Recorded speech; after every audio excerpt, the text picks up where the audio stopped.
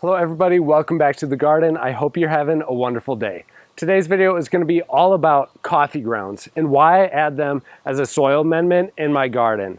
Coffee grounds are such a great amendment for not only nitrogen, but also phosphorus and potassium. They actually have an NPK of 2.1 nitrogen, 0.3 phosphorus, and 0.3 potassium. So while it's normally touted as a great nitrogen builder in our garden, it's not only good for that. It also has magnesium, calcium, copper, manganese, and iron.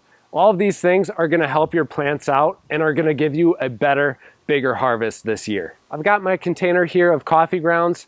I just dump everything into this after we're done making our fresh cup of coffee in the morning. And I add this to my soil right after it's full every single time. One thing to note that's pretty important when adding coffee grounds to your soil is the fact that it's really not going to make it acidic, as some of us might have been told. The acidity is actually water soluble. So when you make your cup of coffee in the morning, that acidity is washed out into your cup of coffee. And just as with all things great in the garden, this isn't going to be soluble right away to your plants when we add it into the soil. This needs to be broken down by the bacteria and microbes that are living in our soil. So this isn't going to be a quick fix. This is going to be something that takes time to break down into our garden beds. So when we apply it, we need to understand that this isn't going to help our plants out immediately. Instead, it's going to help build the long-term health of our soil. We as gardeners are growing soil. If we don't have good soil, we're not going to have good plants. So that's why I recommend adding in these coffee grounds whenever you have them available, just as I do with your other composting materials and beneficial bacteria in the form of IMOs, or indigenous microorganisms. You've got to look into those if you haven't already. Back to coffee grounds. I'll show you guys how to add these in the garden, because if you do it wrong, you might actually negatively affect your garden soil. It's pretty important that we just scatter this across the surface. We don't make any thick mats of it, as I'm going to show you guys right now. So we're just going to take the coffee grounds and throw it across the soil, just real lightly like that. Doesn't need a whole lot, just enough to barely cover the surface all around the plants. Be sure to not get a lot of this on top of your plants directly, because it could burn them.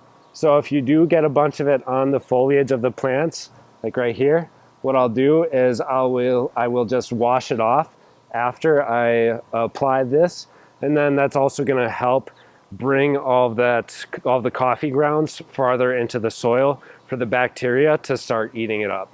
So what we want is just a light covering. What we don't want to do is just take it and dump it on top of the soil like this. What's actually going to happen is that is going to compact over time and is not going to allow water to seep through it. So the water is not going to be getting to your plants any longer if you pour it on that dense. Although while we're on the topic of water, coffee also does help with that. These coffee grounds, as they're worked into the soil, are going to help with water retention, especially when mixed in with wood chips or some sort of a fine mulch, which if you are fans of the channel, you guys know I'm a big fan of using wood chips or mulch in the garden bed. It's not going to give you guys instant results, just like everything, but over time, adding this organic matter in the form of wood chips is really going to give you guys some amazing benefits in your garden.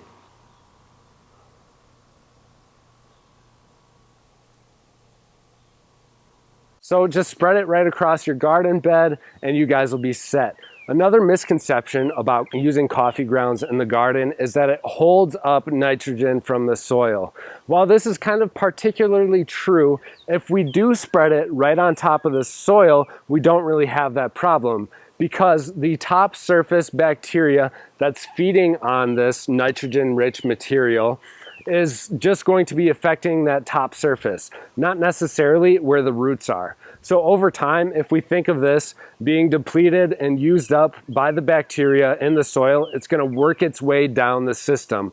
gradually and eventually to the point where it's taken up by our roots, and that very great mixture of nitrogen, phosphorus, potassium, and all of those other trace minerals that our plants need, those come later down the road. Again, this isn't an immediate turnaround in our garden. This is not a quick fix. We're growing the soil here with these coffee grounds. So spreading it on the top is not going to hold up nitrogen from your soil. It's just going to slowly feed it to your plants over time. Another great way to use these coffee grounds, if you have been putting a lot of it on your garden bed lately and you're afraid of there being too much right on top of the soil to create that thick mat that we talked about, you can also add it into your compost bin. This heavy nitrogen-rich material is going to be considered a green material in our compost. Our compost, if you're unaware, if you haven't had one running for a long time, they're comprised of the green matter and then the brown matter. And we need a good mixture of those two. So if you're adding these in, count this as a green matter.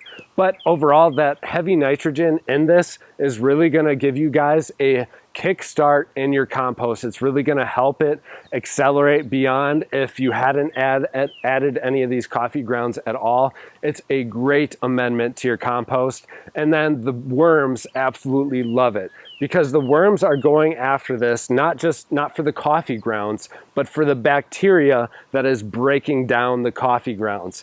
And this stuff, if you look at it, it's got like the consistency of soil. So it's very easily digestible by the worms too. So they're not going to have a problem digesting it and getting all of the great benefits of the bacteria that were already digesting this. It's kind of like a circular system. Kind of seems like this stuff was planned out for us, guys. Well, that's it for today's video. I hope you all found it entertaining and possibly even learned a little bit. I hope you use these tips and tricks in your garden this year for some amazing harvests. Thank you all so much for watching. Happy gardening, and we'll see you in the next episode.